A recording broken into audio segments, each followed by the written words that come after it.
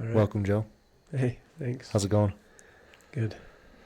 So, I know you're a small business owner here in Fairview. I say small. You might be big. I don't know. You're a No, business small. owner Yeah. in Fairview. But I just wanted to have you on and talk to you about kind of what you're doing, where you came from, how you got to where you are, and stuff like that. So, Yeah. why don't we start out with where you grew up and how that was? Yeah, right here in Fairview, Utah. As kids, we ran around a lot, played in the barns. We always worried when Uncle Corey was driving down the road. We'd run and hide, right? I have memories of smashing my brother's finger in the dehorning machine and in the sprinkler moving pipe process. Yeah. Those get rough. Yeah. And I think as a kid, we like to get out a lot and just have a good time. And you could do that in a small town, right? We played a lot with cousins, just night games and all kinds of things. Yeah. It's good times. I think also as a kid, I played a lot of video games, probably too many video games. And was interested in computers there for a while. In high school, I would put computers together. I would order a motherboard and try to get the good graphics card and stuff like that. Yeah. So got interested in that and had fun with that. We played a lot of DOS Rogue. Many people don't know what that is, but Yep. I showed some of my kids what that is, and they're like, "Well, let's play DOS Rogue." Anyway. In addition, I think as an early kid, I actually experienced a lot of anxiety too. And I didn't really know what to call it at that time, and I don't know really what the source was. But that has a factor, I think, in how I turned out as a therapist, a clinician now. Okay. And, growing up, I don't know that you could say that there was any resources for kids or even parents to go get help in terms of their mental health. But so I really only discovered that anxiety when I was on my LDS mission after high school and everything. And I worked with my mission president and got connected to a psychologist who served 4 or 5 missions. Elder Smith was his name. Anyway. And I kind of learned, he taught me, you sounds like you experience a lot of anxiety. What is it like inside you, if you don't mind me asking? Yeah. Or when you were a kid, at least, what was it like? It's hard to describe. My anxiety showed up mostly as a worry of what other people thought of me, actually. Okay. And I can describe that when I went to BYU, Idaho. I worked on in the carpentry shop. I worked to clean the roofs and do some things and help with some carpentry just to pay the bills. It wasn't any kind of specialty. They just kind of had me do student projects here and there. Go clean the roofs, whatever. So it was fun because I got to run around on all the roofs on campus. But I remember thinking at that time, wondering what it would be like to not have to worry about what the people I worked for thought of me. It was a strange thing. So I'm guessing when you were younger, it was probably more like peers, like friends and maybe teachers to some extent or something. But I mean, I would imagine that from what I know of you growing up, I mean, we were around each other a bit in high school and stuff. And I know your family, but you were a pretty good kid. So I can't imagine teachers had a real negative thought process of you. So yeah, it would seem like to me from the outside looking in, it would probably be like peers. And then as you became an adult, it would be peers plus management. Yeah. Well, and what it turned into for me was it's like a performance anxiety. So anytime you're around people, it's like, what do I need to do to be seen by them as doing the right thing, so to speak. Yeah. But in doing that, you learn about yourself. You learn that to perform is different than to be authentic. Right. Okay. And so at some point, and I'm still learning how to shift that, right? But you learn to try to be more authentic. And it's just better to live that way. Sure, instead yeah. of being in the anxiety space. I hate to get deep and sidetracked or anything, but we're just going to kind of go wherever this goes. Right. But in that process, like you hear a lot of the time, fake it till you make it professionally. You know, that's, and you also hear of like imposter syndrome, which to me sounds like something that you're kind of talking about as being the negative kind of thing, which I agree for the more part. Like most of the time, if you're going to fake it till you make it, it's going to be an issue. You're not going to get to the finish line the way you want to, Sure. you know, but there still is like some sort of recognition or some sort of eventual growth that happens when you do that. Yeah, don't get me wrong. There's definitely resiliencies that come out of trying to have to perform or feeling like you have to perform all the time. And those resiliencies can lead to good things. Okay. For example, I'm pretty good at training, at teaching, because that's kind of a performing role, right? Right. But it's different to be an authentically good teacher and than to be a performing type teacher, if that makes sense. Yeah. In my mind. But so faking it till you make it, there's definitely something about that. But to do so out of a fear of I'm worried about what others think of me versus doing it out of an authentic energy, if that makes sense. Not a fear energy. Push to grow. Yeah, push to grow energy. Yeah, pushing. It's a different experience. Yeah. Okay. Okay. Because the latter, the latter is going to lead to the authentic growth. Yeah. And the former, like doing so out of that fear-based energy of like worrying what other people think of you, it has its end when you're done performing. Yeah. Because you don't really ever actually know in the minds of people how well they think of you based off of what you did. If that makes sense. Yeah. I was talking to Coach Peck a little while ago. I don't know if you caught that episode or not, but we were talking about motivation in life. And he's talking about that he had kind of a chip on his shoulder because he came from the West Side, and he's like it pushed me to be better, to perform better, but he's like what really made me go the distance was the support of people that loved him. Yeah. And I feel like that's kind of like what you're saying, like if you have that fear and you're like trying to perform based out of fear, then it's only going to get you so far. Yeah. It has a means to it's like a means to an end. Yeah. And it can be the right thing at the right time, potentially, for a short amount of time until you can build that base of someone that's going to support you the rest of the way. But you have to have that kind of like, rather than fear, it needs to be more of like a love and respect to grow exponentially. Yeah. Yeah, there's definitely like a footing that you find inside yourself or that you can, that it's this is who I am, and I don't have to be anything for anybody other than just who I am. Yeah. And from that place, and the people who see that in you, that know you the best and that love you the most, they help you see that in yourself, and then they see it in you, and then you're like, hey, they love me as I am, and I'm good to go, right? Yeah. And it kind of evolves and takes shape over time. At least it is for me. But still sometimes I find myself, I'm ready to perform, right? Right. Out of that kind of anxiety. But anyway. Well, it's probably, second nature to some extent, because as like a teaching type role, and you're also in a leadership role in church and things, like you're put on the spot often. Yeah. And so you have to call on that like ability. Yeah. What am I supposed to be doing in this setting, in this role? Yeah. And I'm gonna play that role, yeah. Right. But underneath there is this kind of, and even if I mess up or it doesn't turn out well or people don't like me because of it, it's fine. Yeah. It's not gonna wreck me, or it's not gonna cause any problems. It's just I can fall back into that space of like, it's all right. It's gonna be fine. Yeah, I mean it's hard no matter what when you're in those positions, because you're never going to keep everyone happy. Yeah. You're always going to have someone that doesn't agree.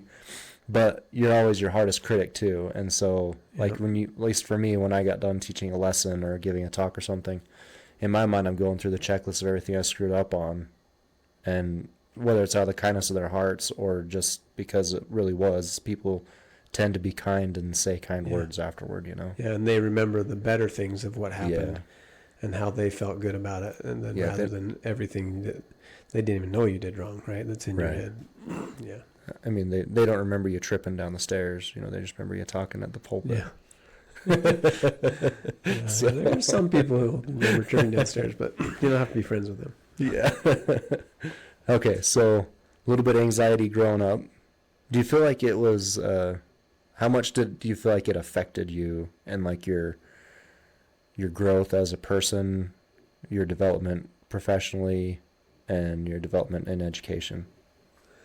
Well, I'll tell you, in college, when I was at BYU, Idaho, I remember coming home one Saturday, and my roommate, just a good example, he was a guy that would write in his journal consistently and study the scriptures and these things, and I always envied that because I felt I think I was under so much anxiety that I only did those things if they served that performing role, right? Right. That makes sense. Yeah. Like if I had to teach on Sunday or whatever. Mm-hmm.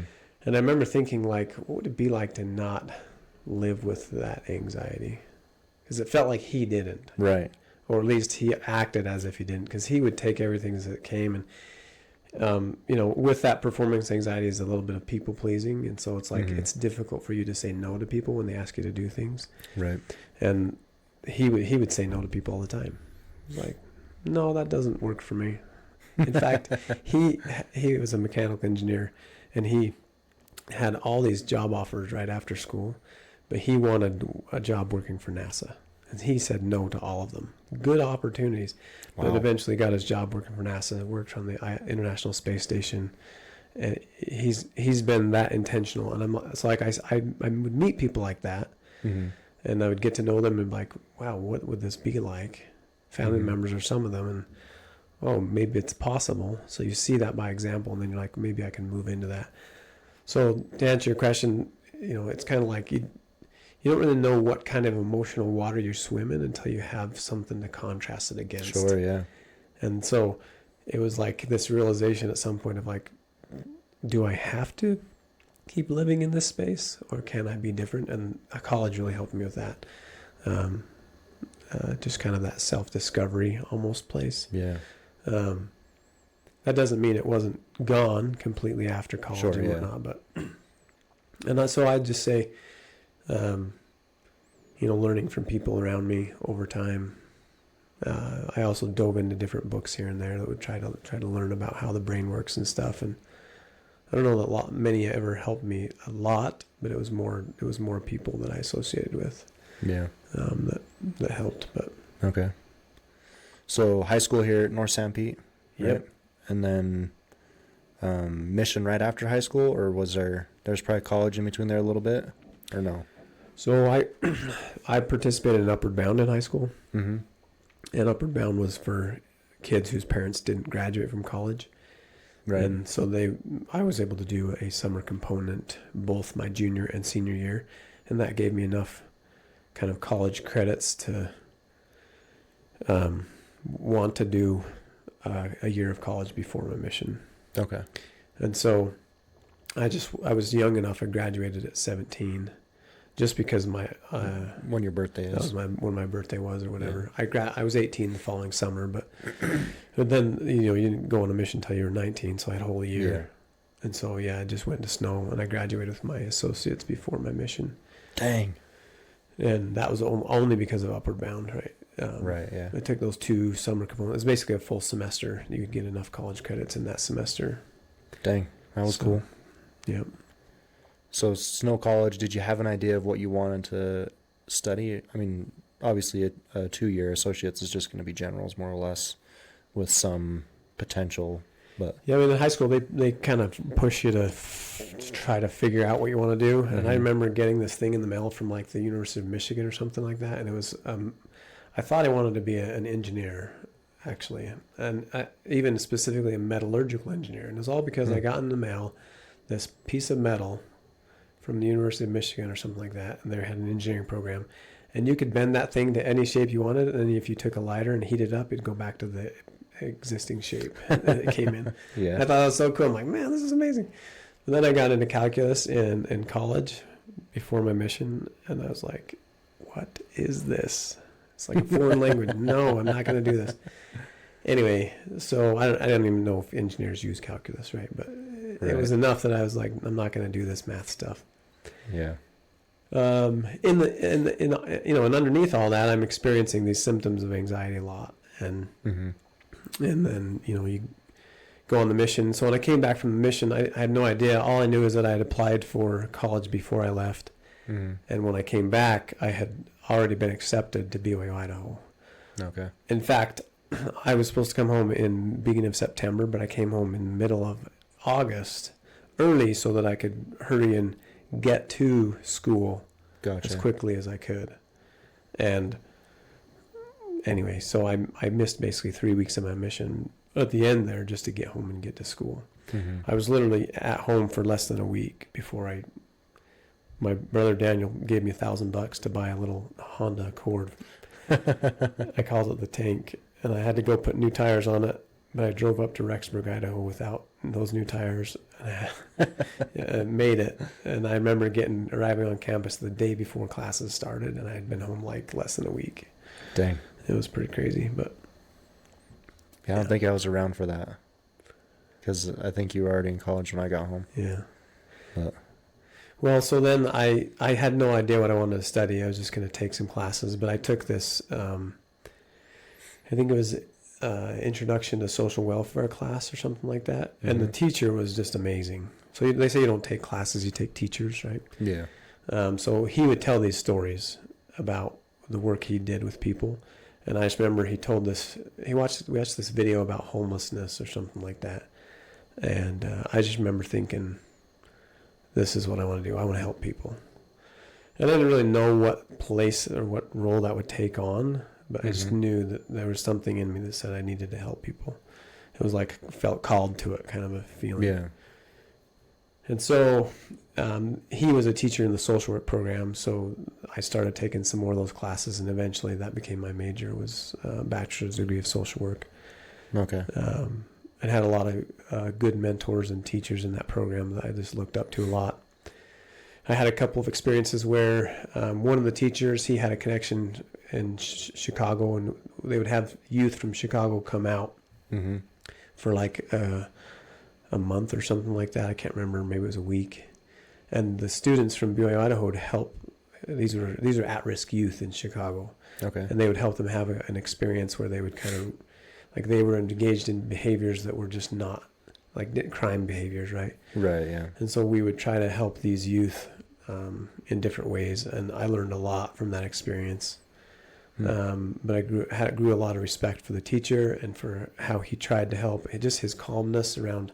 There were some situations that happened that week that were pretty rough, and he was just like, nothing fazed him, and he was just present and just able to navigate that stuff. So, and then with a bachelor's degree in social work, nobody ever tells you this, but you can't really do anything with that. It's like you get a bachelor's degree in like psychology, you can't really do anything with that. Yeah. You can't really get a job. So the next natural path was to get a master's. Like, well, how do you do that? Well, guess what? University of Utah has a advanced standing program at the time. So you take 2 semesters plus a little bit, and you graduate with your master's. So I'm like, well, that sounds good. Yeah, that's not bad. I'll take those few classes. I'll do 2 semesters, and I'll get my master's. So that's what I did. And even a master's of social work, it's a generalist degree. So you could do macro community social work, policy work. You could work in any nonprofits. And then you could work in a hospital setting. You could work in a lot of different areas, but there was always the clinical work. Working with people in terms of mental health. Like treatment. One-on-one. Yeah, one-on-one. Yeah. So anyways, that was kind of my schooling and college experience. And there's a couple of experiences since then that really helped me understand that I knew this is what I want to do. I kind of actually didn't. There's a little bit of a stigma around mental health. People think totally like the Hollywood shrink kind of thing. You sit on a couch and then tell me about your problems. How does that make you feel? And so every time I talk to people, they're like, that must be a hard job. And don't get me wrong, there's some hard things about it, but you want people to think about. I want people to think about it almost as like all I am is like a physician of the brain, and I just try to understand the truths of how the brain works and then work within those truths to help people heal. And that involves learning truth from science and truth from revelation, in my opinion. So both of them should come together. And that those truths should never contradict each other. They should work and coincide with each other together. And so that's what I'd like people to think about, is just that all that therapy is just helping people understand the truths of how their nervous system works, their brain, their nervous system. Yeah. Well, and it's like an extremely complex thing that we have no understanding of how it completely functions, and and so all of it's like baby steps. There's a lot we don't know about the brain, but there's a lot we do know. Right. But there was an experience I had. I used to work for Self-Reliance Services, and I would train stakes on how to implement the self-reliance groups. And during that process, I had experiences of, I knew the group process. I knew how to train people in how groups work. They go through a form, a norm, a storm, and a perform kind of phases. It's actually form, storm, norm, perform. And if they get to the performance phase, like that group experience becomes something that is better than any one individual can experience on their own, or with just a person that's trying to help them on their own, a one-on-one. Right. And so as I trained in that, I had experience that I was working with some missionaries, and these missionaries came in, senior missionaries. They came in they had worked with employment services before it became Self-Reliance Services, and they had learned to love how employment services was run. And they just came in with these huge concerns about all the changes that were happening. And I was like, come on in, sit down. And I just remember sitting with them and just listening to their concerns, and then it just flowed. Like I didn't even try. I just was able to take their concerns and then validate them, but then move it right to a place of positive direction, and got them totally on board with self-reliance. And I was like, I don't know what happened to some degree, but it just felt like, they talk about those flow states, if you will. Yeah, totally. And that, like, God was telling me basically, like, here's your flow state, and you got to be okay with this is your thing. And I'm like, okay, I guess, because I was doing other things. I was managing the whole employment center. I was consulting with stakes on the self-reliance groups, and I loved that work. But at one point they changed things up and they consolidated the team. They wanted me to move to Phoenix, cover a larger square area. My wife was ill at the time, and it just didn't make sense as a family. Right. Yeah. And I mean, I've skipped a lot, but we had 5 kids at the time, 4 kids at the time, and we just up and left all of that and moved right back here to Fairview. Yeah. Just on a whim. I can remember that. Yeah. 2019. It was a rough it wasn't year. too long ago. And then 2020 came. It was a rough year too. But you came back to Fairview and you decided to start your own practice. Is that what you initially did? No, well, because there's a stigma to mental health. Yeah. I really didn't want to move back into the field, like in my career. I was like, I want to be a consultant. I want to do management consulting. I want to, those are like, in terms of performance, right? Those are kind of like, hey, you're a management consultant, or, right. You are a lawyer or whatever. There wasn't any, it didn't seem like there was any clout, so to speak, career clout, if that's a thing, in mental health. I mean, it all depends on how you think about tech, right? Tech is like, well, you're a tech guy. You're in tech, that, like, you're going to make good money in that usually. Yeah, we're a dime a dozen now. Right. But here in Utah, yeah. But even just the idea of going back into the house, it's like, I don't know if I want to do that. Yeah. But the only job I really had open when I came back to Sanpete was working for the school district. They had a school social worker position open. And so I was like, hey, well, this is something. At least I can start with that. So, and it was like a huge mental shift going from kind of this consulting career, which is what I was doing, working with stakes, shifting that to working in a school system that has a very rigid hierarchy and a very rigid way of trying to get things done. I'm not nothing against it. It's just it's a bureaucracy. Yeah. It's government. And it's a system that if you don't know the system, you don't know how to work in the system and to affect change and make things happen. And I worked in that for 2 months. I'm not kidding you.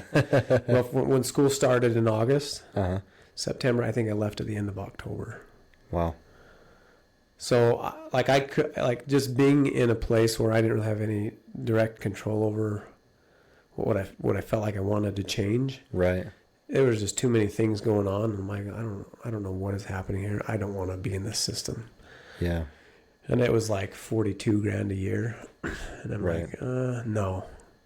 So there's, people, don't get me wrong, people can work in the school system and they love it.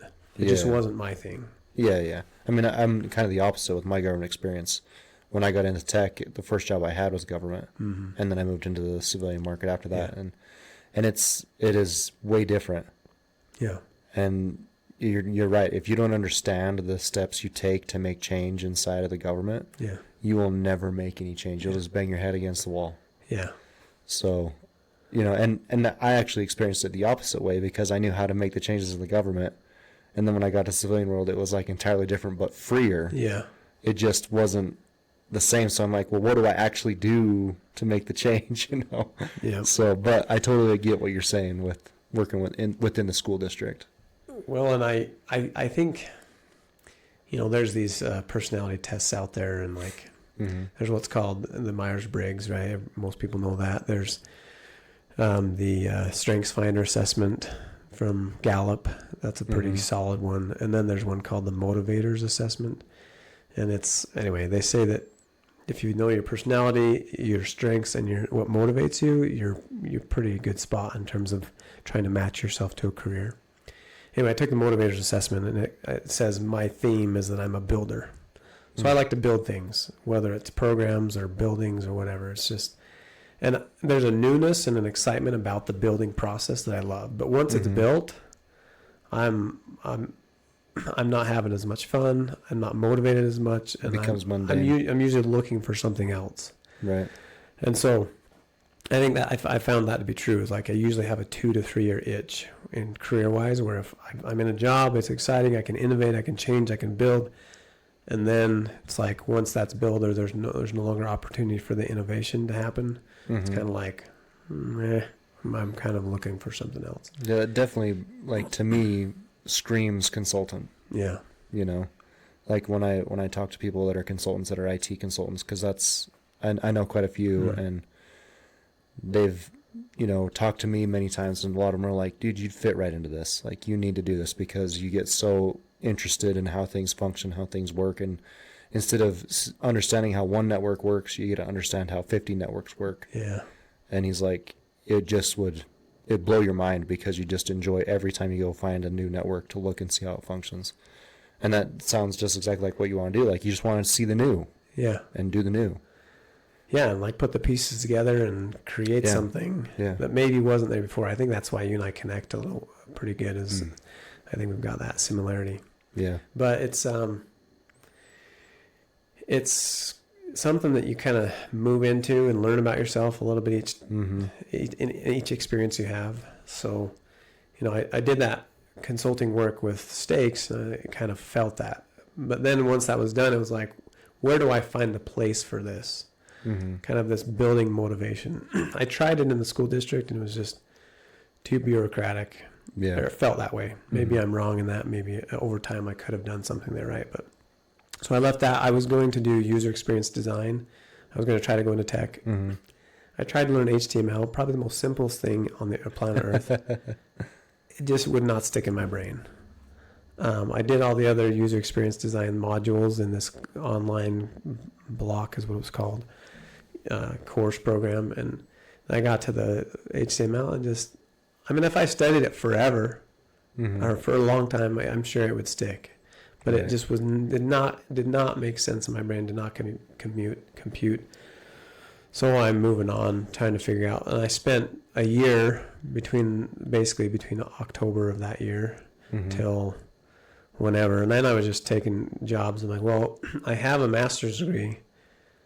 I can't really make any money better than that. So I'm gonna do that until I kind of figure out what I want to do. Right. Using this motivation to build or whatever.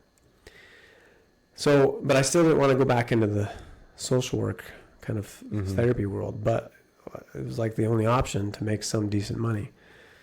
So I ended up working for an online telehealth therapy provider, an in-person one here in Mount Pleasant, one in Ephraim, and for one of my friends who has a practice up in Salt Lake.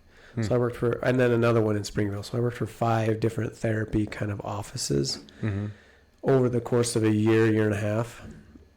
And I looked at it and I was like, wait a minute, if I did this on my own and I could bill this much to insurance, I would get paid this much. I don't have to work this much to make this much money. I'm like, this is a no-brainer. And after I saw 5 people do it, I'm like, I can do this. Yeah. I could do this.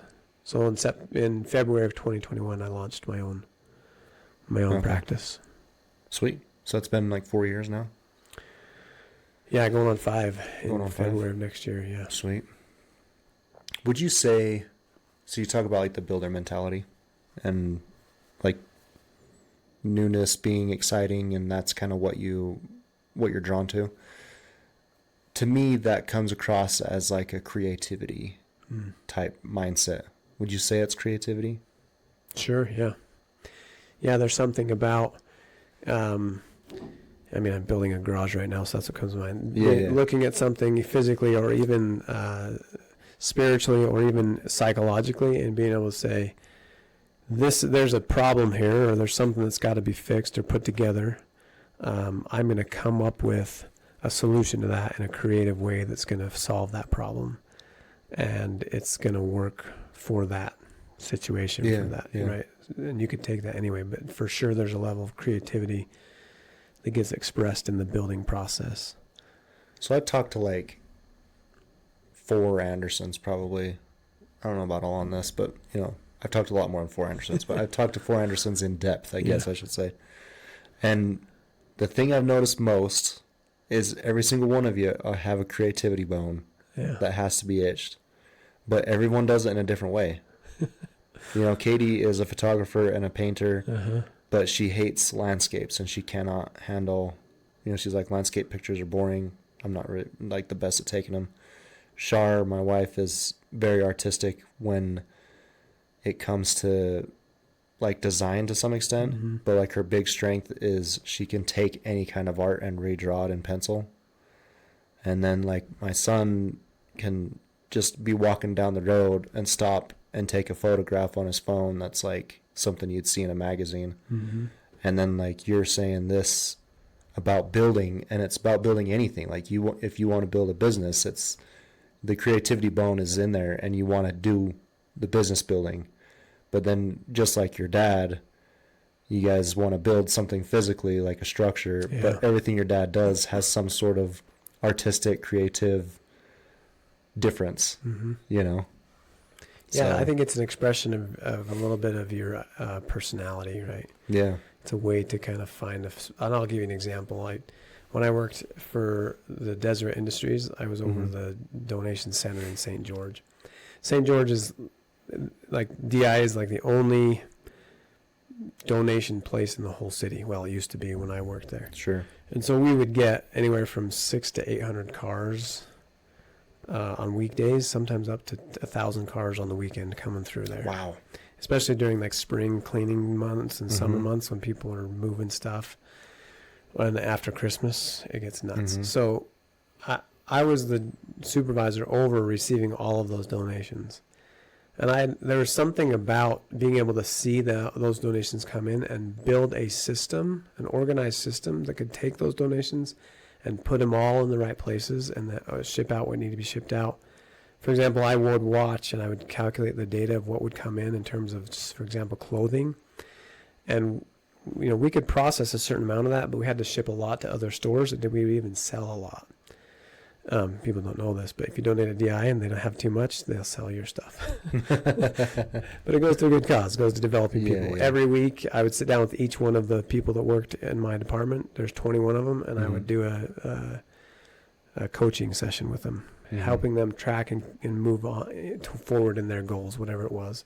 And the ultimate goal was to get them a better job after they worked at the DI. But anyway, and I would track that data as it came in, all that load of clothing, and I would have to project and order semi-truck loads to come and pick up clothing 3 days in advance. And sometimes we'd ship out of there 4 truckloads a week. And that's 90,000 pounds every truckload just to ship it out because there was so much. But I loved it. I loved being able to see the physical change of my efforts of putting a system together that was organized and that would flow. And I created a whole outline. It was like 11-page outline of all the things. And I went back about 3 years later to that donation center, and they had that outline attached to the back shipping area. Still doing it? And they were still following my system. I felt pretty good about that. Yeah. But it was like an expression of my personality. And I grew up, we cleaned and we organized a lot. So this idea of organizing and doing it in a way that helps things flow better or feel better or more creatively, like it's like an extension of my personality. So I bring that a little bit to the mental health field, for example. And well, you bring it everywhere you go, because I've seen you do it in like 10 different ways. Yeah. It gets a little nuts. People I probably think I'm crazy, but it's sometimes hard to say no to things that you're like, I could do that. I could organize that. But there's something satisfying about it too, though. Like going through and finding something that's a mess and being like, I could make this so awesome. Yeah. Yeah. So I totally get it. But it's interesting because I feel like if I'm going to organize, especially work, like when I'm doing tech work and stuff, when I organize, I'm talking about organization, I'm talking about like journaling and organization of like how processes work, and installation processes and, all that kind of stuff.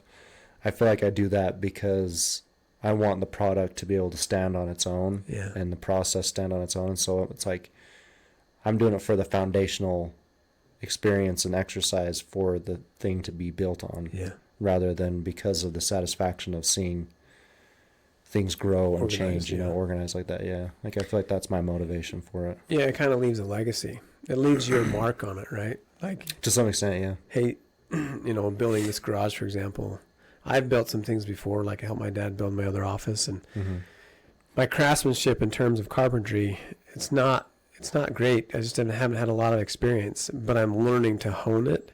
And it feels good when you can build a building, like, or a garage in this case, that's like, hey, that's a square building.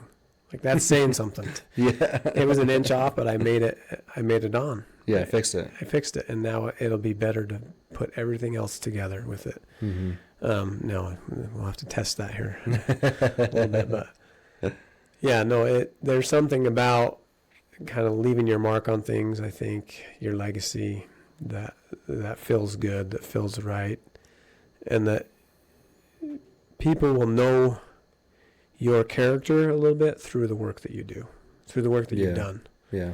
And they might not know you personally, but they might be like, hey, that guy did some good work. Right. I don't know if it's the Anderson quality thing, or if it's the Anderson theme, lifetime is working time, but you just don't do a job that you're going to look back and have to redo or fix again. That's it. Yeah. I mean, if you make mistakes, of course you learn from that and you might have to redo it, but. Right. But that's the worst though. I hate doing a job and being like, I know I'm just going to have to come back and do this, I'm like, it's not worth my time. Or you do something and then you're like, oh, why did I do that? Yeah. Put those nails there and I shouldn't have done that. I should have flipped that board around or whatever. Yeah. So tell me about your business here in Fairview. So it started in 2019. Yeah. So I was a solo practice owner. 2021? 2021. 2021. Yeah. 2019 is when I started. When you moved. Yeah, I moved and then I started working for different practices and stuff. Yeah. So 2021, I was a solo practice owner. At that point, for about a year and a half, I was really trying to fill my oats. Is that a word? Is that a phrase? Sure. I was trying to feel into what was the clinical approach that I wanted to use. And I have a part of my personality that's strategic and that wants to solve problems. And if you apply that to people, it doesn't really work. People aren't problems, right? But it's actually not even my problem to solve if someone comes in for therapy. It's a really important distinction when people say that must be a hard job, it's actually you have to really know where you begin and end and they begin and end. Right. What's yours and what's not. Mm-hmm. You have to be completely comfortable saying that's not mine, that's theirs. Anyway, so I was trying to feel into that space, but what could I bring to the table? People are coming to see me, and they're paying money to do so, Mm-hmm. and I'm billing their insurance. I better know what the heck I'm doing. Yeah. So I really got attracted to specific modalities that work, and they're evidence-based, right? So they work within the truths of how the nervous system operates. And I found those out through colleagues who've been in the field that I trusted and that I knew do really good work. Mm-hmm. One guy in particular, he mentored me when I first graduated with my master's. I did one of my practicums in a small outpatient treatment center, Mm-hmm. and just a great, solid guy. He is a 6th degree black belt in Kempo karate. I looked up to him that way. I took some karate from him and his sensei, and then, but he also just he took solid clinical notes, Mm-hmm. and I would read some of them. He would let me read them.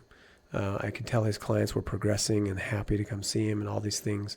So I knew that not only just the ability to build rapport with people and to help people feel confident that what he was doing was going to work for them, but just all around good guy and just good solid character, and he was doing good work. Yeah. I was like, I want to be like that guy.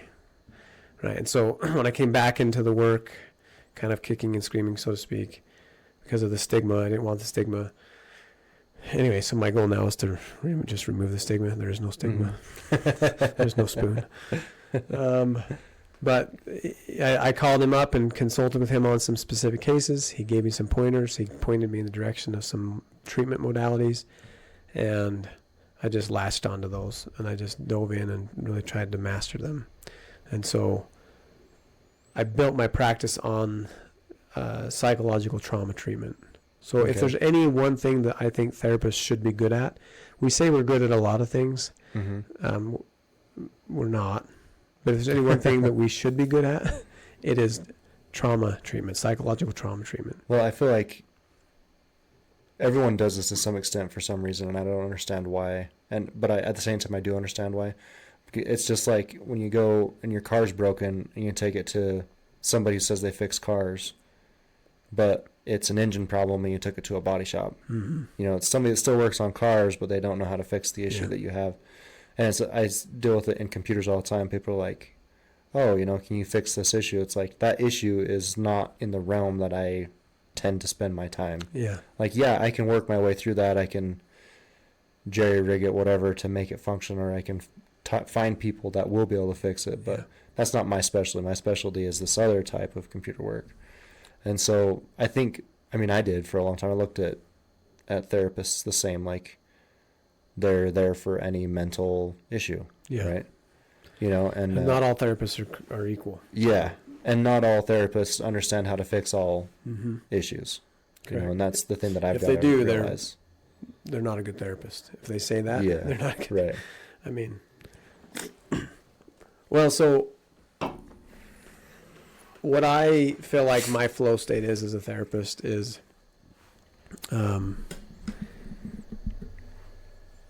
I don't know how to conceptualize this, but to help people understand their inner world, right? So we all have a way that our mind, body, and spirit comes together inside of us.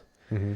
And my specialty is diving into that world with people, if they want to, and helping create shifts and changes in there based on their past experiences. And because as we grow up, patterns of thinking, feeling, and believing form, and they become kind of ingrained. And if we were to look at the brain, they become specific neural pathways. And anytime there's an energy in our lives, we pull up those neural pathways and we cope with that energy the same way we did at certain ages in the past. Mm-hmm. And sometimes those strategies of how we cope with those energies become outdated, and they just don't work as well anymore. And so it's time for an upgrade, if you will. It's time to update the neural pathways. So if people want to do that, it's possible to do that. And it doesn't have to take as long as people might think. So there's some specific reprogramming modalities, and I use 2 of them, and those I specialize in those 2, and it's like doing psychological surgery. It sounds like strange, but there's a specific protocol. If you were to go for cataract surgery, for example, there's like a 14-step process a retina surgeon would go through to, change the cataract so you can see better out of that eye. And it's a pretty successful surgery. Most of the time they can do it and it works great. And the same is true for trauma treatment. Most people don't know, but for example, sometimes the brain will hold on to negative images of a traumatic memory, and that's in the subconscious without them being aware of it, and that image is activating their amygdala and sounding the alarm response, and they get all those trauma response hypervigilance and sounding alarm bells, and it's not a comfortable experience, right? It's the sympathetic nervous system response. We can actually, with these treatment modalities, you can walk the brain through a procedure. It's a certain number of step procedure, and we can clear out those images. So the way the brain works is every time it recalls a memory, it creates new proteins, new mRNA proteins to go out to the different areas of the brain that hold the different parts of a memory, and grab onto that and pull it together and back to the hippocampus. The hippocampus is what does that. And because it does that, it's literally creating that memory anew. Okay. And because of that, the memory can be changed. Now, in this case, it's a distressing memory. It's a traumatic memory. So there's a difference between a traumatic memory and a fact-based memory. And all we're doing is we're helping the brain process the traumatic raw material, the emotional distressing stuff, process it out, and it's now a fact-based memory, remembering. Because most people don't know that's how trauma is stored in the brain. It's stored as implicit memory, not explicit memory. So implicit memory is feeling memories and sensation memories that show up in the present as if that memory is still happening. Right. So there's a part of the brain that thinks it'll keep the person more safe if it holds on to that trauma. And shows the brain that trauma over and over and over. We're kind of wired to do that. Yeah. That's how our brains are wired. Survival. Yeah, being afraid of spiders or snakes or stuff like that. Those are ingrained in us because they're dangerous. Yeah. So. And all we're saying is that yes, when you see a spider, when you see a snake, that's dangerous or potentially dangerous. But your brain doesn't have to be on activation mode when you're not seeing a spider. Right. Or when you see a picture of a spider. Yeah. So we can train the brain to shut off the alarm response when it's actually safe, but then still activate when it needs to activate for the survival response in the event of that there's a threat.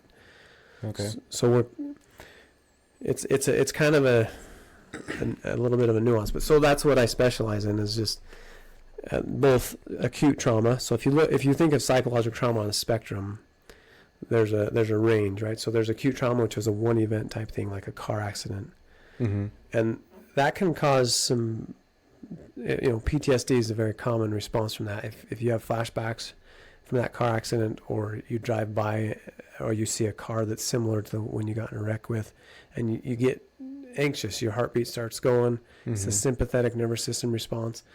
So you could process that car accident in one session, or any other one single event that causes the trauma response, and in one session with the eye movement therapy we use, we can clear it out of your system.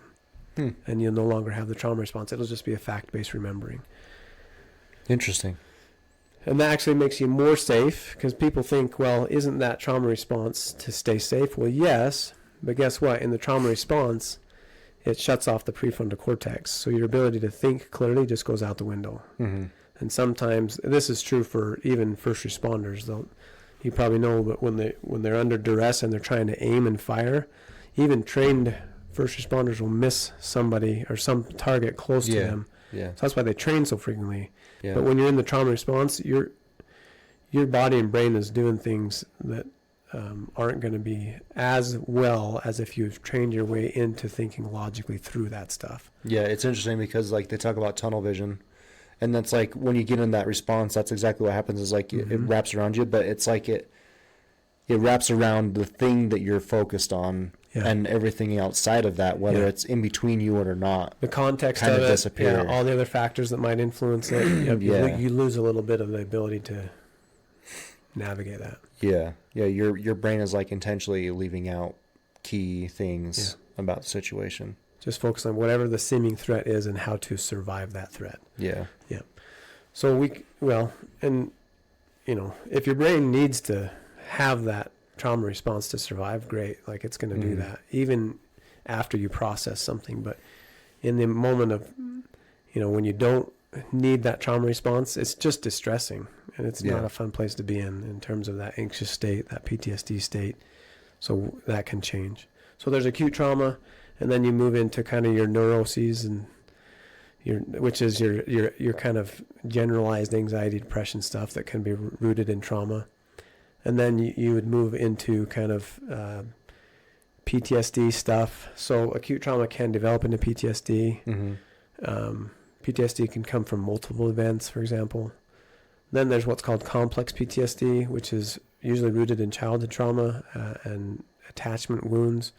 And then if the frequency, severity, and duration of trauma is even more, you'll enter a space of personality disorders and then what's called dissociative disorders, which is rooted in trauma as well. So I like the spectrum of trauma because, again, that's what we as therapists should be good at. It's kind of our niche in the mental health space. Let's get really good at treating psychological trauma because we have enough research to show how it shows up in the brain, how we can make it different based on people's motivation. So that's one of the factors that I specialize in is that. Interesting. And I mean, everybody probably could use a little bit of counseling. Everyone has something traumatic in their life that's happened to them. And there's resiliencies that come from that too, but if it continues to affect them, right, that's where the issue comes up. Like either daily tasks or like their work, or they make decisions based off of that to avoid, or the anxiety or depression settles in and it kind of just hangs out. Yeah. And they may not be aware of it, but it's affecting their mood and their motivation and kind of their relationships.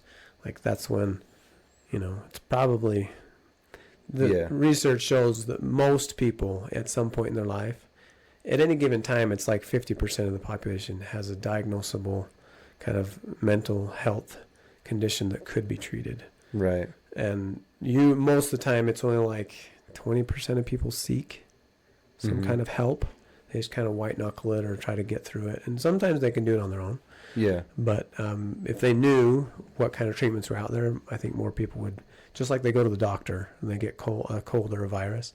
Yeah, yeah. You can go and get help maybe even quicker than you think. Yeah, I think about that in two ways. One being, I don't know how long we as a society have understood these things well enough to fix them. Yeah. And so this is somewhat new, I think, to a lot of us. Like, yeah. It's just not widely accepted like the doctor, or like medication, whether that's good or bad. It's it's not.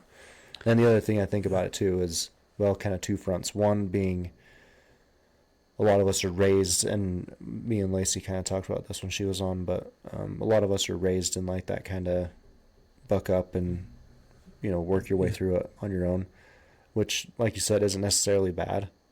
And it can be good. It can build that grit and resilience, which is important. But the other part of that too, I think that a lot of people don't grasp completely, is like you personally may have some trauma in your life that you've dealt with, and you were able to grit through it and be able to come out the other side healthy and be okay. And then you'll look at someone else and they have a trauma that's in their life, and you compare and you say, my trauma is way worse than that, but you're freaking out about this little thing. But the thing that everyone forgets, I feel like, is that it doesn't matter if it's worse or less worse. It's still the hardest thing they've gone through, and it still is causing that same trauma response in them, that it responded in you. You just may have, like, maybe you have more grit or whatever, but it's still the hardest thing they've ever done. And you have to be okay with that. Yeah, something that helps, at least as I talk to people, that may help to understand that is that spectrum of trauma I just talked about. If you think about that as the x-axis. Now, here I said I didn't like calculus, and I'm talking here we go, math. So if that's the x-axis in terms of understanding nervous systems, there is like we do know that mental health symptoms come from trauma, but it's not the only thing that causes mental health symptoms. So then if you were to think of the y-axis as kind of like sensitivity to emotion. Now some people will say, oh, you're just sensitive, and that's, not helpful. But you think of it, it's very common for people to think that we have different levels of pain tolerance, like physical pain, right? Some people, and research shows us, some people can handle a high amount of physical pain, and other people, a lower amount of physical pain. It's not that one's better than the other. Maybe for different contexts, one's better than the other. But the same is true for emotional pain. Gotcha. Right? Okay. So on a spectrum of 0 to 10, some people, they experience emotional pain, and they can handle a whole ton of it. And then other people, just the way their nervous system's built, for whatever reason, they just handle less. And if someone who has less tolerance for emotional pain, if they experience a trauma, even a small one, it's going to be like a 10 in terms of 0 to 10 trauma impact, whereas someone has a high tolerance for that, it might be like a 2. Right. So what you're saying is it's called neuroindividuality. Like each person's nervous system is so unique and individual to them. And they're on these different kind of spectrums, if you will. Another example is the autism spectrum. Like Temple Grandin, that documentary is a great example. She can see and feel things that kind of average or nervous systems don't feel. But she was able to hone that and change the whole cattle industry, right? Yeah. And so she had a sensitivity to light, to sounds, to feel, to touch, right? But she had a photographic memory, right? And so it's hard to, because not one nervous system is better than another, because we do end up comparing and saying, well, yeah. And our world is somewhat built for, the neurotypical folk out there. Right. I think there's more embracing of neurodiversity, and we don't need to get into that too much. But, for example, the school system, they're learning more about autism spectrum folks and how to adapt to that. But you try to help a kid with autism get good grades in high school, and it's kind of difficult. So anyway, so you have the x-axis, the y-axis, and you can have the z-axis as well. So if you think 3D here, right. So we know that mental health symptoms come from frequency, severity, duration of trauma. So and trauma, to be clear, is anything that's overwhelming of the nervous system. Anything that in that moment there's enough emotional energy or information that the nervous system cannot integrate it or make sense of it. It gets stored as a maladaptive trauma neural pathway. Interesting. In the brain. It's a specific neural pathway that's in the midbrain, in the amygdala and the hippocampus, and it's disconnected from other neural pathways in the prefrontal cortex. So there's less blood flow between that neural pathway and other neural pathways. And in fact, when we do trauma treatment, you see connections between that neural pathway and adaptive neural pathways. And that's the work we're doing. We're growing those connections between the different parts of the brain.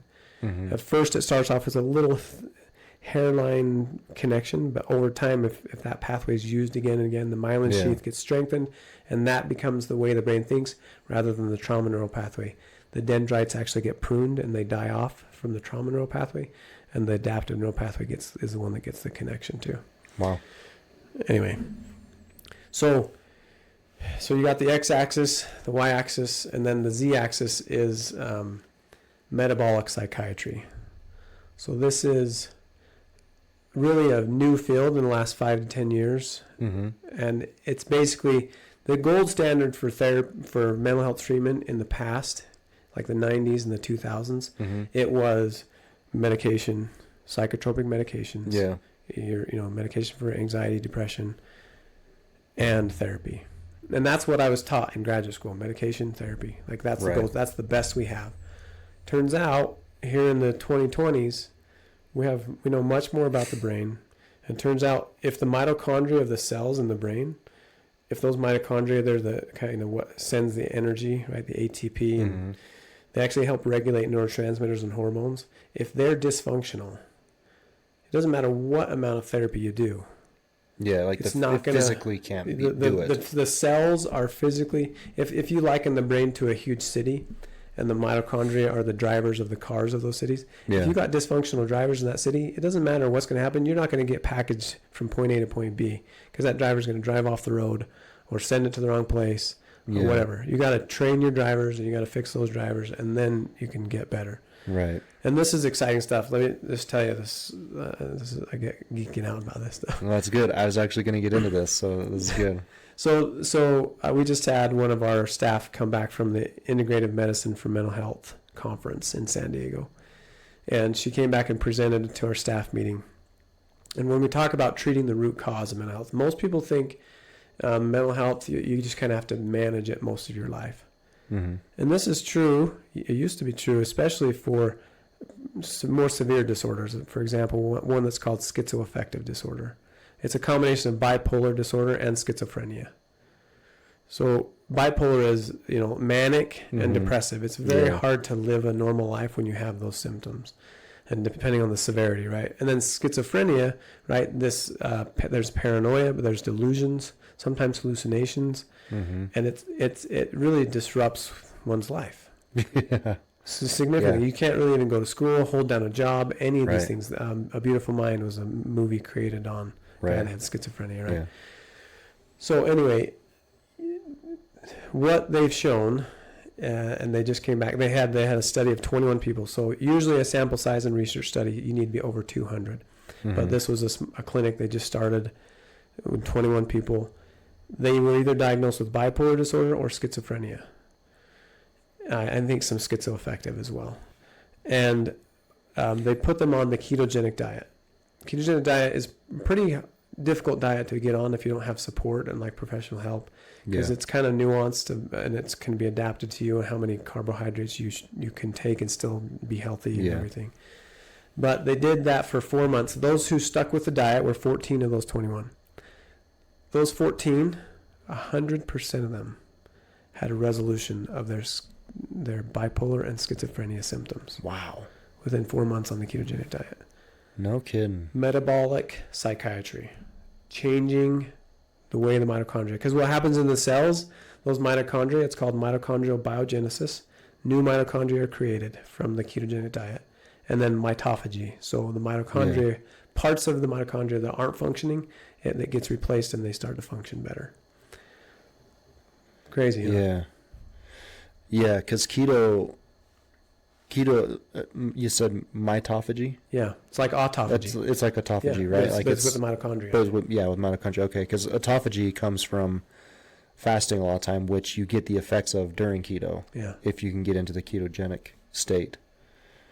The keto diet has been one that I've been like up and down about trying to understand and fit appropriately into where it should be, So it definitely fits in metabolic psychiatry. Yeah. And so when you talk about this, and I don't know if you have the answers to this or not or anything, but you can speculate. I'm fine with that. We can, talk about speculation, and that's not a big deal to me. In your opinion, though, I guess, maybe we'll put it that way. Do you feel like them going onto a ketogenic diet functioned because it was ketogenic? Or do you think it functioned because it was just a simply cleaning of their diet? Well, here's how I understand it. My nutritionist could tell you more about this specifically, but we've done some trainings in our team meetings, and how I understand it is the cell has a certain number of receptor sites for glucose, for example. And because most of the standard American diet, the SAD diet, right, is high in sugar and carbohydrates, most of the energy the cells get comes from glucose. Yeah. And when that breaks down, you got diabetes, for example, or you have to use insulin and things like that. So I don't know exactly what happens in those conditions, but something about glucose getting into the cell and how it functions to send energy, it just doesn't work as well. Yeah. When you begin the ketogenic diet, all of a sudden ketones become the primary energy of the cell rather than the glucose. And those ketones, the gateway for the ketones, I guess they're more efficient sugars or something. The cell is able to use those ketones in a way that can clean up the cell better than glucose. Interesting, okay. And I don't know if you could look back at our ancestors and, their diet probably wasn't high in lots of carbs or lots of, definitely sugars. seasonally. Yeah. You know, like there was a gentleman that I was listening to on a podcast that was talking about, he was just talking about keto specifically. Mm-hmm. And we're sitting there listening to it, and he's like, I don't think you should be on keto diet all the time. Yeah. You know, he's like, but you should go through like a month or two, or maybe even 3, maybe a year. Yeah. Where you do a ketogenic diet.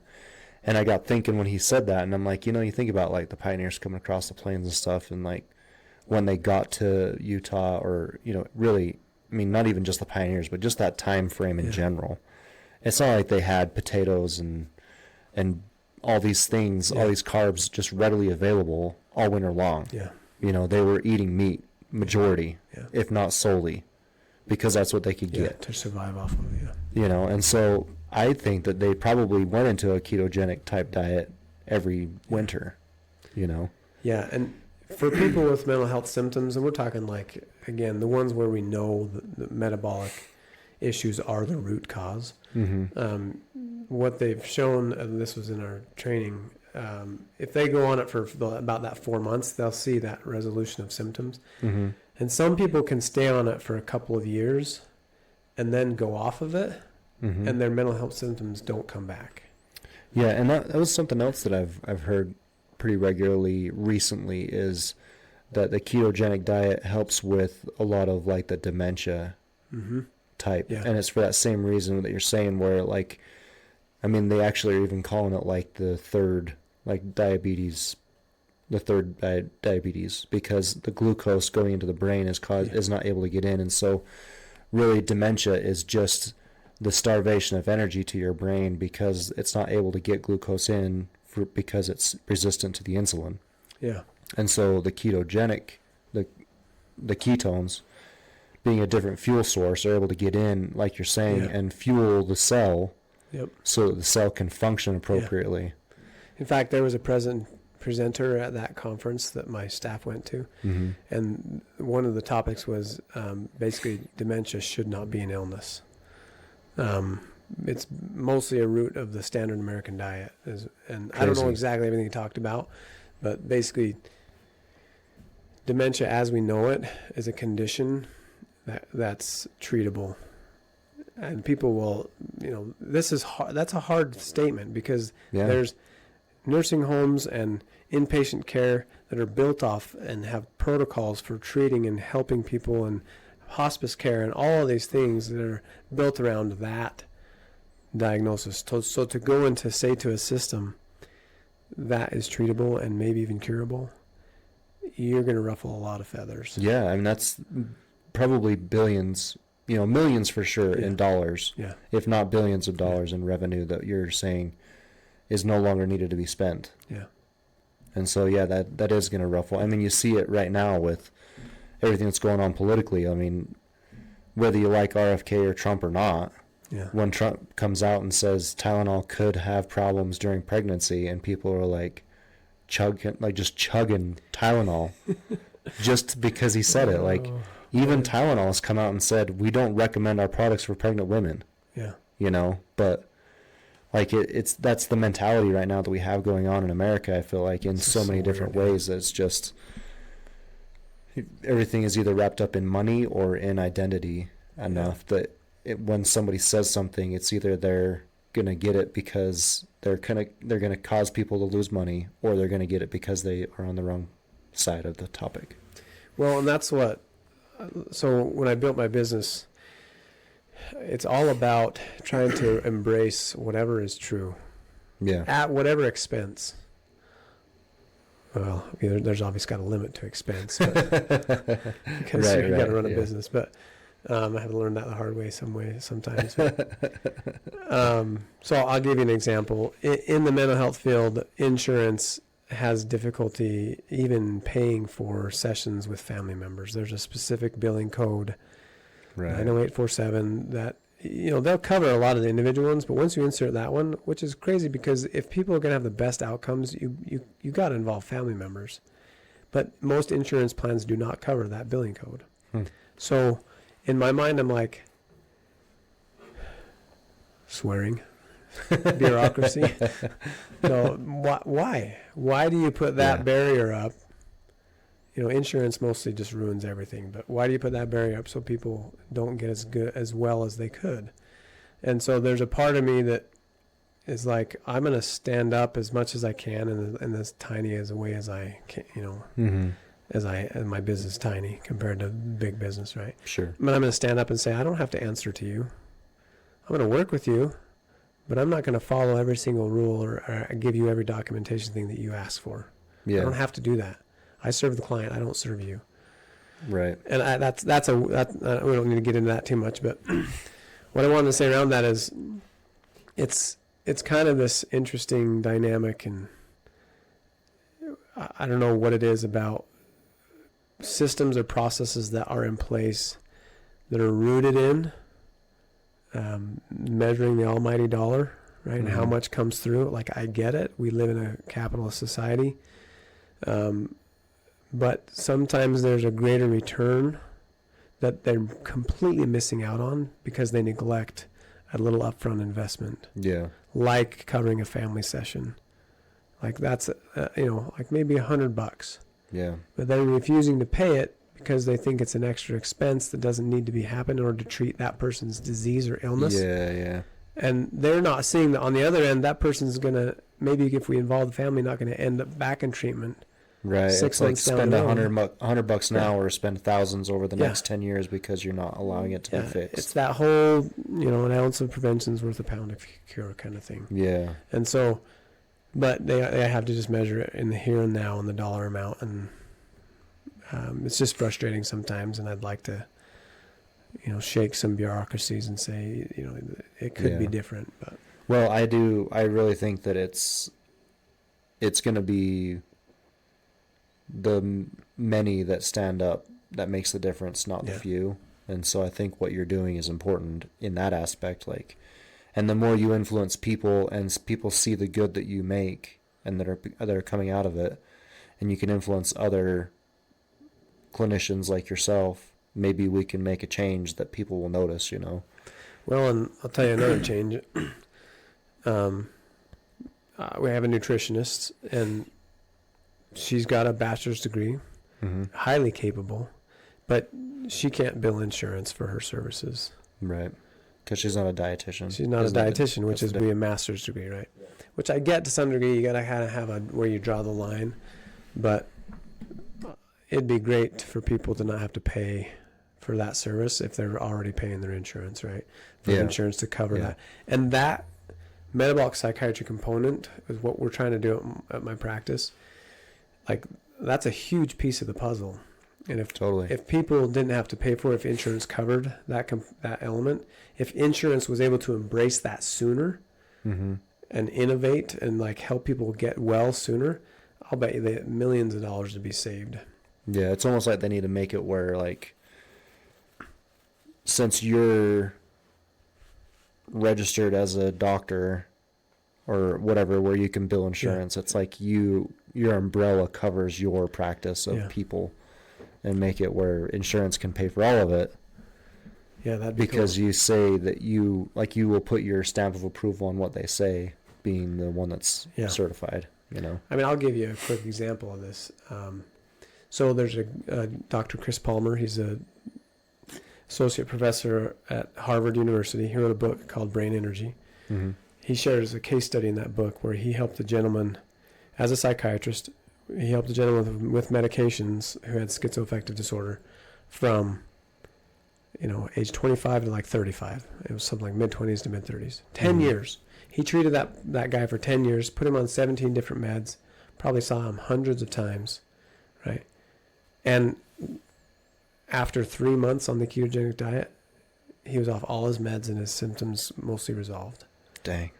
It's That's like, crazy. Did the insurance cover that doctor's support of him on the ketogenic diet? Maybe some ways because he's a physician, but what if it was a nutritionist? Yeah. And it's like there's it's a stark example, but you've got 10 years of a guy billing insurance probably for medication, for the psychiatric appointments. But what if you partner him with a nutritionist and 3 months he's on the ketogenic diet and those symptoms resolve and now he's no longer billing insurance for those things? Yeah. Anyway, we can get into that, but yeah, that's crazy. So when you were talking about the X, Y, and Z axis. Mm-hmm. You're saying the Z axis is like your diet. Yeah. And how your brain cells are functioning. Yeah, okay. Because I was going to ask, based off of the Y axis, you were saying that was... kind of nervous system sensitivity. Yeah, like nervous... You said like nervous health or like something, some kind of neural health. Is that kind of what you said was? Yeah, neural individuality. Is that what you mean? Yeah, something like that. And I was just wondering, like, it almost could have been like health adjacent, like nutrition adjacent. So I was wondering how that played in, like, because we were talking about how some people can have better emotional strength than others. And I would imagine if your body is fueled correctly, you're drinking enough water, you know, you've got everything you need. It affects your muscles just like it affects your nervous system. You bet. You know, it may not be the same. Macro that's based off of that. You know, I don't know. Yeah. Maybe proteins aren't as important as carbs for your nervous system or something. I don't know. But either way, if you fuel yourself appropriately, your emotional strength is going to be more than if you don't. Yeah, for sure. You know. In fact, Dr. Daniel Amen, he's another big name in the field in terms of like innovation. He made this argument, like, most doctors have a way to look at the organ that they work with, right? So if you're a heart surgeon, you can do scans of the heart, you can do EKGs or whatever, look at the heart, how it's working. He says, why are psychiatrists the only physician that doesn't look at the organ they're trying to change? Most of the time, psychiatrists prescribe medications and change it based on client feedback, but they don't actually take a picture of the brain and look at it before and after treatment. Yeah. And so that's his whole thing, is he's done over 150,000 SPECT imaging brain scans. But to your question, it's kind of, what was your question? Well, I was just asking what you thought about fueling yourself for your emotional strength. Yeah. You know. So so Dr. Daniel Amen talks about, he did it with elementary school kids or something like that. Because in the school system they eat, and it's usually the standard American diet, and somehow he got some kids on this training program where they didn't eat high carbs or high sugar, and the behavior problems in that school, they dropped dramatically. Interesting. Yeah. So something as simple as just, some good fruits. I shouldn't say just some good fruits and vegetables, but similar to the Mediterranean diet or ketogenic diet that's going to help your body get the fuel that it needs. Even in prisons, there's studies on how inmates have been on, for example, the ketogenic or Mediterranean diet in prison, and how there's way less behavior problems, and the guards having to, go in there and intervene. Yeah, interesting. Things like that you wouldn't think about. That yes, the fuel does affect the behavior. It does affect how you'll show up in your life. Sure. And I mean, I'm coming at the nutrition from a perspective of like going through all this with Shar, with bodybuilding and creating muscle, losing fat, things like that, and trying to understand like how each macro plays into the equation and everything. But it's really surprising, because we quickly learned through this process, me and Shar, that a carb is like quick energy. And the simpler the carb, the quicker the energy, And so if you're going to feed a kid and you're going to feed him sugar, cereal for breakfast with milk, which milk is not as fast, it has some fat in it and stuff. And fat is like probably the slowest form of energy, but it's like the longest lasting when you're actually burning it. If you're going to give him cereal like that, it's just going to be like instant energy for that kid. And it's the same with an adult too. It's just that we've learned to control how we express our energy. Yeah. And so maybe you can sit still after you've had that bowl of sugary cereal for a while, but like your brain's going crazy, your digestive system's going crazy, your mind's probably firing off on way too many places that it shouldn't be, and it's causing problems. Yeah. And so for breakfast, we do that, and we don't feed any kind of protein necessarily with breakfast, because it's not very often anymore that people have eggs for breakfast. It's a timing thing anymore. Yeah. And that really sidetrack, the biggest thing to me that I've seen that's the biggest issue in all of this to me is the time. Yeah. You know, we're so strapped for time for work, for school, for sports, for athletics, for, you know, whatever it is that we're doing, and it's everything. Yeah. You know, we can't take the time to prepare an egg for our kids for breakfast because we're busy trying to get them to school so we can get to work and make the money and all that stuff. Make them late for school, get them an egg. Yeah. So, but anyway, you know, you go through that, and then you send your kids to school, and then everyone wonders why their kids are freaking out and why, like, there's this energy at school of just everything going nuts. Yeah, acting out behaviors, Yeah. Well, and there's I don't know this for 100, but I think there's what's called the glycemic index. So once you take a simple sugar like that away, and it spikes that glycemic index, there's always a drop afterwards, right? Yeah. In terms of there's the activation of energy, but then once the simple sugar's metabolized, gone, it's like, and then you don't have any energy left. Yeah, and then that's going to create behavior problems, right? Or at least low motivation and like engaging in school or whatever it is, right? Yeah, totally. And I mean, you see it with every restaurant you go to. It's like you can't go to a restaurant where you're going to be served more protein or fats or both in comparison to the carb. Yeah. You know? That's right. And I think that's really money motivated more than anything, because carbs are cheaper to buy and cheaper to sell and cheaper to give, and so it makes sense. And they taste good, so people always buy them. Yeah. Yeah, it is kind of like the desired food, which is strange. Like, that was one thing. There's a part of our brain that gets addicted to those. Yeah. Well, and when you mix like baking, you know, you bake. And donuts are totally my weakness. Yeah, you use sugar and fat together. Your body doesn't know how to say no to that. Yeah. You know, and so it doesn't say stop. Like, if you just eat sugar, it's easier to say stop. I've had enough sugar. If you eat just fat, it's easy to say I've had enough fat. But you mix it, and it's like a whole different. Like, whoa. Yeah, your body's just like, give me it all. It's I like mean, a party in my brain. Yeah. I remember going into work, and every now and then my boss would be like, "Is it a donut Tuesday?" And, you know, one of us would be running to the grocery store to get donuts, and we'd come back with a dozen or two donuts for 4 people. Yeah. You know? And some people don't like Krispy Kremes, but man, I could eat a dozen of those. Yeah. And then we're sitting there fighting over the last one, 4 people and 24 donuts later, you know? What is the deal? And whenever we get together as a community and things like that, there's always all the, you know, treats and stuff. Yeah. We have these holidays built around them, right? Yeah. The candy companies got on that quick. Valentine's Day, and then the next one, St. Patrick's Day, and then all the way through Christmas. Well, and I mean, starting with the holiday season, you know, we're starting right into it, and you go to Costco, and it's just aisles of candy. Candy. You know? So, and it's not to say that those don't have a place, and that you shouldn't be eating candy ever. Right. You know, that's the hard thing, is it's like everyone kind of looks at diet like, well, that means you have to have like the most discipline and be able to not do those things. Yeah, just start small. Say no one more time than you normally do. Yeah, exactly.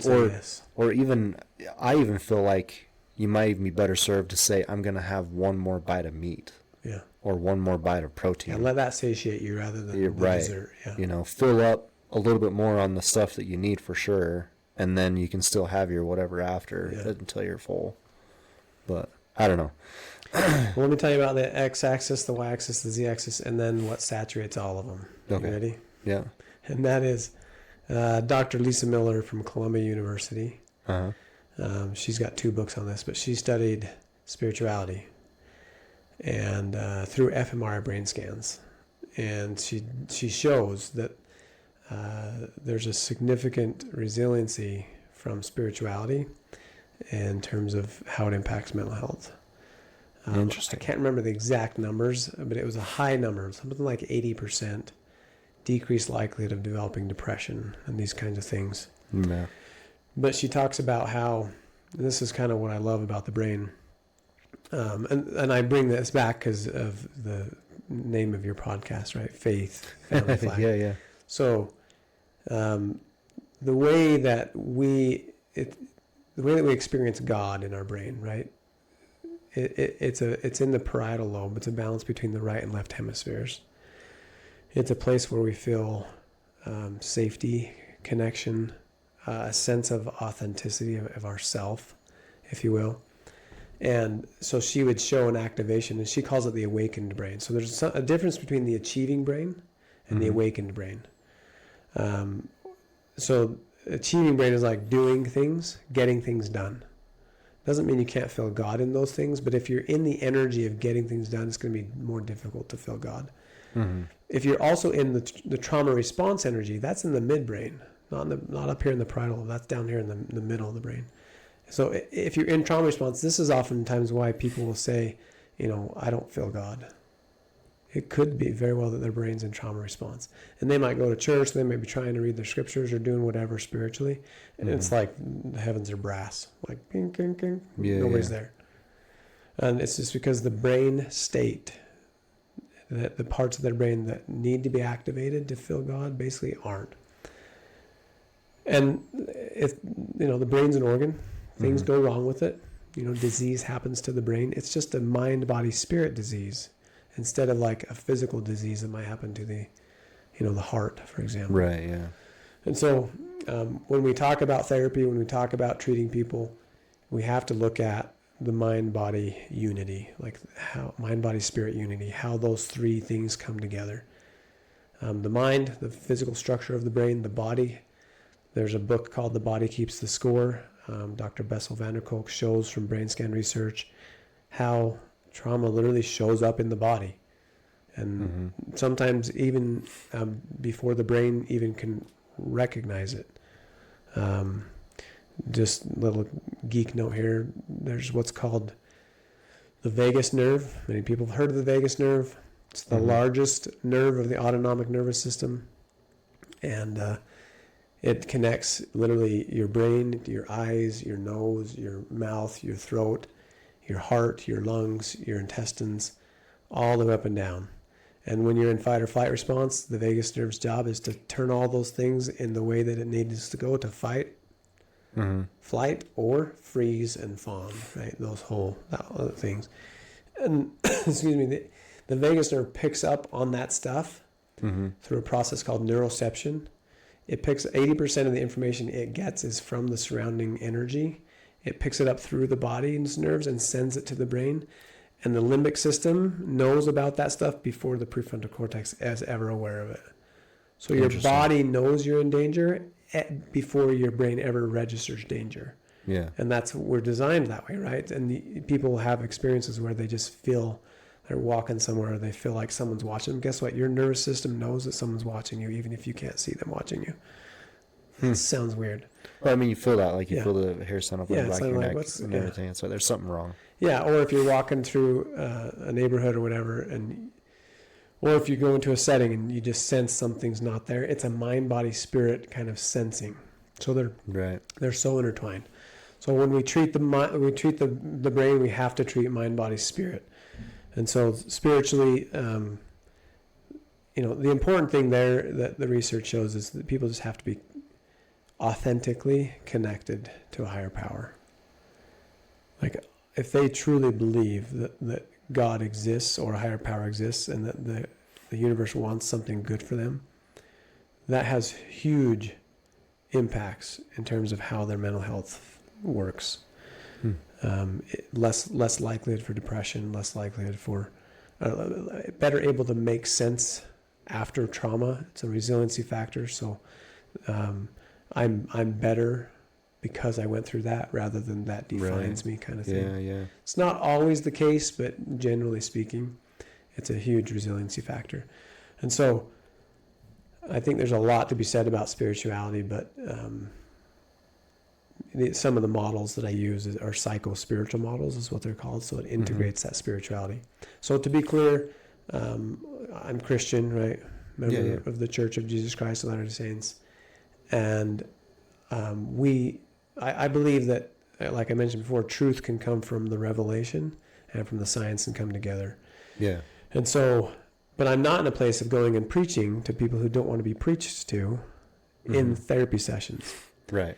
But I think it would be unethical for me if I didn't bring in spirituality if they wanted it, right? Particularly Christianity, right? So that my practice is kind of in this weird space. Most therapy practices can tend to be woke and it's not that I'm against, different forms of sexuality and how people identify themselves.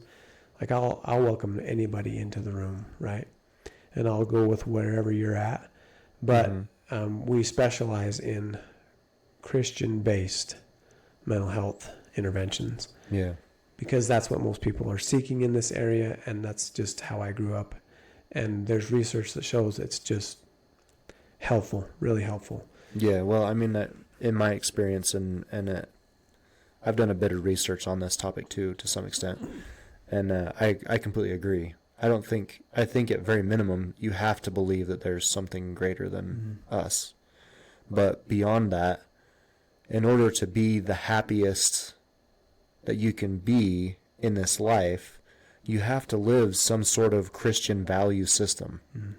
I guess I could say Judeo-Christian value system. It doesn't have to be Christian necessarily based, but it's what makes sense to me. When you study it. Yeah, and if you look at the mental health component, it's what leads to the best mental health experience. Yeah, regardless of whatever you're doing, if you're kind to others, you love something that's greater than you, and you treat everyone with respect around you, you have a better life. Yeah. It's that simple, really. Yeah, even the adherence to principles like honesty. Yeah. That'll save you a lot of grief.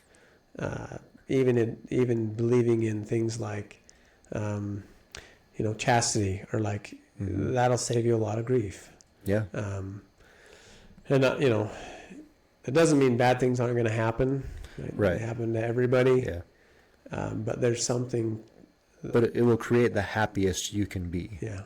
That's the thing that at least the everyone doesn't conditions, seem the to possibility understand. for that, right? Yeah. The conditions, maybe the conditions aren't there, but when you live that way, it's going to create the possibility for conditions to be the best that they can be for you, to be the happiest you can be. Yeah, I completely agree with that. And to me, it all comes down to, like, whenever I boil all of Christianity down to a single thing, to me, it's always charity. Like, that's what I always that's where I turn to every time something is amiss in my life, or something is a little bit off around me or whatever. I think, what have I been doing lately for charity? And I don't just mean my niece because she's awesome, but I mean charity, the concept. And as soon as I step back for a minute, I can usually see that when I'm in those harder times, it's because I'm not being charitable. Yeah. And as soon as I try and do a little bit inward, focused on self rather than outward, focused on helping and being there for others. Yeah. And so as soon as I make that shift, and the crazy thing is it doesn't even take that much, like a little bit of shift to my family, a little bit of shift to my community, a little bit of shift to my coworkers. Yeah. Spread a little bit of kindness. It takes 10 minutes a day, and then all of a sudden, for someone else. All of a sudden, everything is shifted in my life back to a comfortable place where I'm feeling happy, I'm feeling successful, I'm feeling driven. Yeah, there's just a lot of meaning in that space. Yeah, that's a big thing in mental health is like, what's the meaning in this? And some people lose the sense of that when we get too stuck in our own heads, or we analysis paralysis, or we.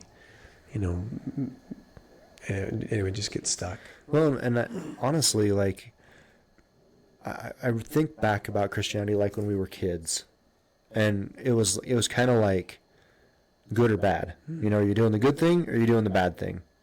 But lately, there's like a whole big shift in the way it's been looked at in my perspective, and that is like, there's the good, there's the bad, but there's also just like what I kind of call like neglect. And I feel like it's come from technology. Yeah.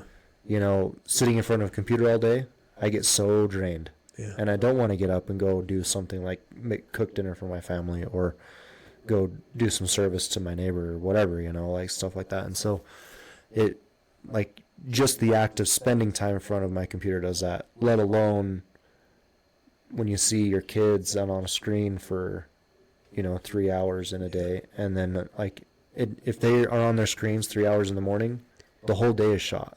Yeah. It takes like 5 hours to get them out of the funk that they're in, just to get them back into a normal state where they're going to be okay doing something, And usually it's kicking and screaming. Yeah, man. So There's a lot to be said about screens and how they affect our brains. But I anytime we can get kids outside and not in front of screens is a good day. Yeah. And I'll just share this. I read one study that shows there's a decrease in white matter if kids growing up, if they're using screens 3 to 4 hours or more a day. So white matter, the majority of the brain is white matter, but it's kind of the highways of the brain where the different parts of the brain connect to other parts. And the gray matter is kind of those specific regions of the brain, right? Yeah. But it's kind of one of those things where what's the effects of that long term? Right. If like we grew up and screens, computers, they were a thing, and I often have wondered how that affected me, my love for video games growing up. I would feel terrible afterwards. I told my kids once, in terms of like spirituality, there's times when the spirit's like, hey, you should probably stop playing that game. I told my kid once, I played a game, guess how long I played a game consecutively, how many hours? They're all guessing. It was like, I'm like 18. I played a game for 18 hours straight. I can't tell you how many times I spent all-nighters playing video games. When I was in college, I had my Captain Crunch cereal and my milk, and I would just eat some bowls of cereal while I was playing. It was ridiculous. Anyway, you learn those things, right? But nowadays it's more like when I'm going to work or when I'm home with my family, I think there's this element of trying to sense what the Spirit's telling you is probably the best thing. Now, you don't have to be told what to do and everything, but there is a flow, I think, to being present in any given moment. Yeah. At least the people that have influenced me in my life, I feel like they're very grounded people, like very present. Right. And there's not an energy about them of having to rush about and get things done. It's just kind of like they're here and they're here and they're here, right? They're like, they can sense me and be with me. I can sense them and be with them. And so I'm trying to be better at this with my kids, but sometimes you get sucked into the rat race and getting everything done. Oh, dude. That's what I'm saying. Like, it's like you're not doing the wrong thing necessarily. Yeah. But it's like you're neglecting the right thing. Yeah. But, and so, like, you're like, how do I... But there's I don't know how to describe it. For me, I'm trying to feel it and understand it better. But if I start doing something and there's kind of this attention pull or tug toward doing something else, you probably should be doing that other thing. Right. And I'll give you an example. So, young man went to watch the salmon up on the mountain last night. And I was looking forward to it. But 3 of our kids had soccer games, and then one of those had volleyball games after that. And I'm trying to visualize my wife taking all 6 of our kids to those events while I'm up on the mountain hanging out with young men doing fish. Right. And I'm like, but I've been feeling like I need to spend more time with them because we got these trainings from the stake and like, hey, we got to help build these men. And I'm like, okay, well, I'm going. And then the Spirit was like, you probably should go over here. And don't get me wrong, I love spending time with my wife and kids. Yeah. But it can get hectic sometimes. And I was like, I would love to go for a little retreat up in the mountain, hang out with the young men and like check out the salmon. Yeah. Swimming upstream. But the Spirit's like, nope, you probably should spend time. And, turns out the little baby needed to fall asleep. My wife needed to talk to somebody else because they needed to talk. I was making sure kids were alive clear across the field and playing with who knows who. And right. All the things. Yeah. So it worked out, but I think there's this energy to or flow to that natural present way of being. Yeah. That I've been in the experience with people that have had that influence on me, and I just want to be that on people. So, and I think the Savior lived that way in his life. There were some times when he told people no. That's why I love The Chosen. I'm wearing The Chosen hoodie. Yeah. That they portray it very well, and sometimes people would approach him and he would say, I want to talk to this person. Is that okay? Totally respectfully, but what he needed to do in that moment, the best use of his time was to spend time with this person, not this person. Right. And to navigate that in a practical way, that is best aligned with whatever God's plan is for you that day. Like that's, to me, that's being able to live in that way is the best way to live, because you're going to be in the right place at the right time. You're going to touch the right hearts in the right ways. Yeah. And that's all I want to do. Is I'm pulled back and seeing clients in my business. I'm trying to empower my team to do that now. We have 5 therapists, 2 massage therapists, a nutritionist, and a family nurse practitioner. And I'm just trying to say, hey, I'll lead you guys and try to integrate the model to help people feel better. Mm-hmm. But I'm going to see clients 1, maybe 2 days a week, and I'm going to spend time with my family. I'm going to do other things. And some people say, wow, you're living the dream or whatever, but like, it's not easy, because I'll go to work and there's like 6 problems that I've kind of got to try to teach people how to manage and help figure them out. But at the end of the day, I'm empowering them to like learn how to do that in the future. And so in the future, I can still spend less time working and more time. Like I want to build a garage and other stuff, right? Yeah. Well, and there's something to be said about like it at the coal mine, at least. That this is where I go back to a lot of the time when I'm thinking about business and stuff. Just because you're a good miner operator doesn't mean you're going to be a good manager. Yeah. You know, you may have been on the crew the longest, and you may need to advance your career to some extent, but the skill set is different. And if you're not going to be willing to change skill sets, then you're not going to make a great manager. Yeah. You know, and so, like, you're a therapist, that's what your degree is in, and I'm not saying that you're not a genius businessman. Maybe you are. No. But I'm just saying, I've like, lost your tens of thousands experience. of dollars. Ask my wife. I'm just saying, like, your experience shows that you're a therapist and you're good at helping people, but that's not necessarily how you manage a business. Yeah, So, oftentimes if you're a therapist and you're at a business, you end up being too nice at the expense of the business. I can see that, yeah. And that's definitely been true for me. I pay people a little bit more than I should, according to other business models and other businesses that I know who pay therapists. And it affects the profit margin. Right, I'm sure. Yeah. And I'm sure that at some point you'll see that come back. Well, to somewhere. Most of them stuck around. Yeah. And they like, even though we're trying to innovate and be at the forefront of mental health, treating the root cause with this integrative medicine for mental health, most therapist offices would not do that because there's a certain risk. Totally. And most therapists are like, I'm just here to do therapy. I'm not here to coordinate with the nurse practitioner. I don't care what she's doing. Right. And so there's a little bit of, newness there and uncomfortableness. Yeah. But most of them have stuck around. I have hired a few that have left, but they weren't. Sure. One that was there for maybe 9 months, almost a year, and then 2 other ones that came and went within like a couple months. Yeah. Well, that's good. I like to hear of businesses growing and being able to at least sustain in San Pete. I feel like and the fact that you've lasted 4 years now. Yeah, if we can make it year almost 5, that's really good. Well, it's interesting to build it. You see kind of how clients come in, and sometimes you try to put marketing dollars to educate and bring more people in. But really, it's all about just doing good work and letting the work speak for itself. And that's what we're trying to do right now. We're not putting in a lot of money into marketing or anything like that.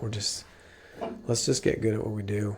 Some people are going to have a good experience. Some people are going to have a great experience. Some people are going to have kind of an okay experience. But we're just going to try our best with everybody that comes in the door. Yeah. And there's a certain amount of trust you have to, trust each employee is going to do that. Yep. But when you got good people, we have a great team. Each of them do really good work. Awesome. So what all do you offer at your place? So they're kind of a bit separate services right now. Okay. We're trying to work towards integrating them together and finding a way to do that, and it's affordable but still effective. Yeah. But so our family nurse practitioner, they've had experience treating babies and moms. They worked in hospital setting for years and years and years as a lactation consultant, for example, postpartum depression type stuff. Mm-hmm. They also helped people wean off of their psychotropic medications and do more supplemental kind of stuff and have experience of helping people basically come alive again after they've gone off their meds. Mm-hmm. They can also prescribe those meds if they need to, if it seems appropriate. And she's just super talented also in hormone and thyroid type stuff. She's got experience in that. Okay. And weight loss stuff, she could probably help with that. Okay. So just a wide array of things. And then our nutritionist does, anytime you want to revamp your diet, what you're taking in, she's a great accountability and health coach, helping you make sustainable small changes. But then also all the way up to if you wanted to do the ketogenic diet, if that was applicable to you, she's got the training and know-how to help you navigate that. And a lot of things in between. She's quite brilliant. And then our massage therapists, they do some standard massage, but also specialize in craniosacral massage, which is how the body holds stress physically. It's connected to our emotions. And so it fits in the mental health umbrella in that way that they can restore balance to kind of some like muscles that usually end up holding the stress. And then if we work as a team, they can communicate that to therapists. Say, think about helping this person with this or that, and then we can adjust. And then our therapists, there's a wide range of therapy services. We have anywhere from individual therapy to trauma treatment therapy to couples therapy to your specific kinds of therapy for long-term talk therapy, for example, where that might be beneficial for people who need a weekly check-in. And we've done things with like court cases, for example, or family reunification therapy. We don't specialize in that stuff, but it's kind of a one-stop shop for all things therapy because we're in a rural setting, and it's just what's needed. Yeah.